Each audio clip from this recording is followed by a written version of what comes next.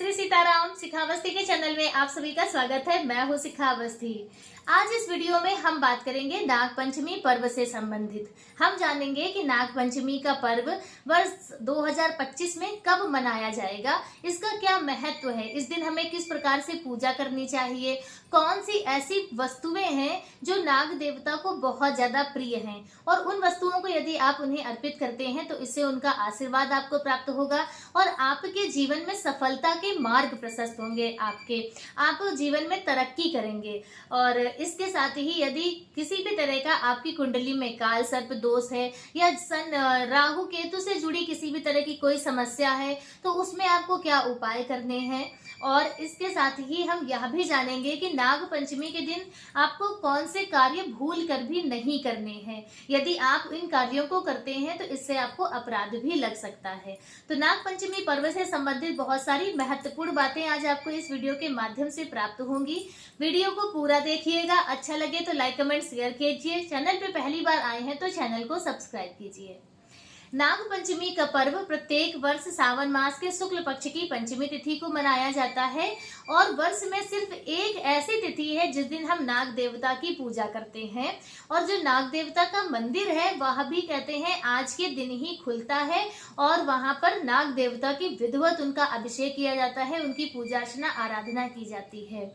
तो यदि आपके घर में नाग पंचमी के दिन नाग देवता की पूजा नहीं होती है, जैसे कि नाग देवता की पूजा होती है, दीवार में नाग देवता बनाए जाते हैं, उनकी विधिवत पूजा अर्चना की जाती है, तो यदि इस तरह से आपके घर में नहीं होती है तो आप किसी शिवालय में जाएं। शंकर जी के ऊपर अक्सर आप देखते हैं कि नाग देवता जरूर होते हैं शंकर जी के पास, तो यही पूजा विधि आप वहां पर भी कर सकते हैं। इस तरह से आप वहां पर पूजा अर्चना करके भी नाग देवता का आशीर्वाद प्राप्त कर सकते हैं।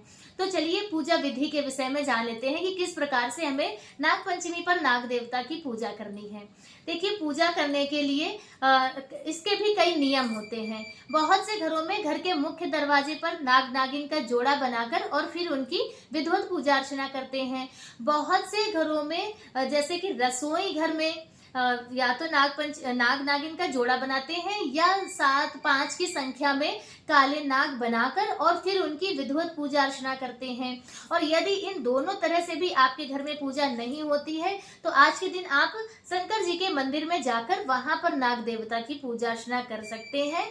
लेकिन नाग पंचमी के दिन नाग देवता की पूजा अर्चना सभी को जरूर करनी चाहिए उनका आशीर्वाद प्राप्त करने के लिए।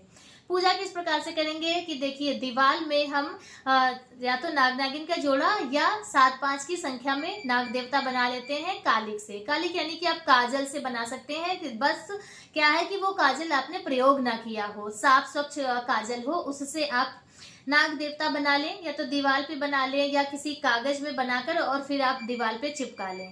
फिर एक दीपक जला लें। दीपक जलाने के बाद फिर आप उनकी पूजा करें। पूजा करने में आप उनके ऊपर जल का छिड़काव करें।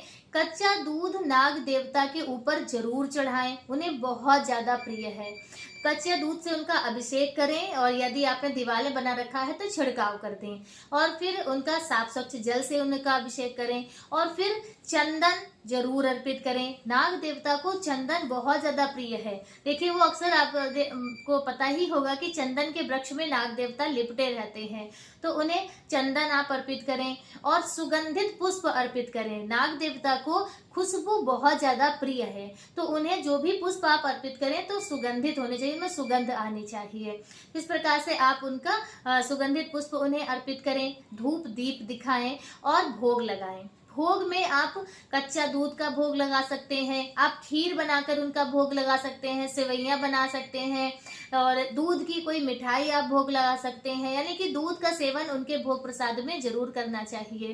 तो इस प्रकार से उन्हें भोग प्रसाद अर्पित करें, क्षमा प्रार्थना करें और उसके बाद दक्षिणा अर्पित करें। दक्षिणा अर्पित करने से कहते हैं कि जो भी पूजा में त्रुटियां हो जाती हैं, जो भी अपराध हो जाते हैं वह और जो कमी रहती है पूजा में वह पूर्ण हो जाती है।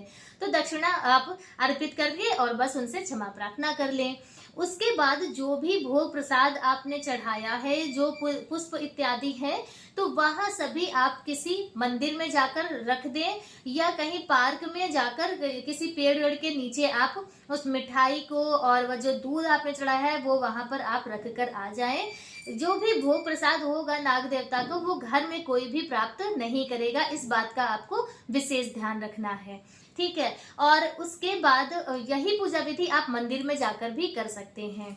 अब देखिए कौन सी 3 वस्तुएं हैं जो आपको नाग देवता को जरूर अर्पित करनी है। पूजा विधि से आप शायद समझ ही गए होंगे। कच्चा दूध आपको नाग देवता को जरूर अर्पित करना है और उन्हें चंदन जरूर अर्पित करना है, सुगंधित पुष्प उन्हें अर्पित करने हैं और दूध से बनी हुई मिठाई उन्हें अर्पित करनी है। तो यह प्रिय वस्तुएं हैं नाग देवता की जो आज के दिन आपको उन्हें जरूर अर्पित करनी है उनका आशीर्वाद प्राप्त करने के लिए। देखिए मान्यता है कि नाग देवता की पूजा अर्चना करने से राहु केतु से जुड़ी जो भी समस्या है वह दूर होती हैं। तो आज के दिन आपको नाग देवता की पूजा करनी ही चाहिए।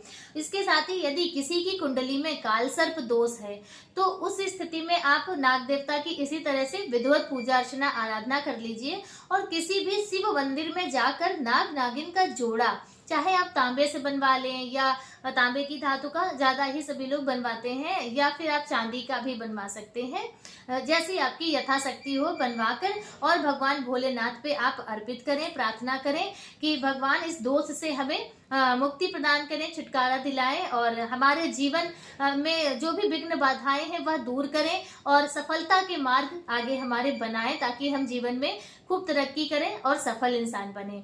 तो इस तरह से आप प्रार्थना करें। ठीक है। अब हम जान लेते हैं कि नाग पंचमी का पर्व वर्ष 2025 में कब मनाया जाएगा।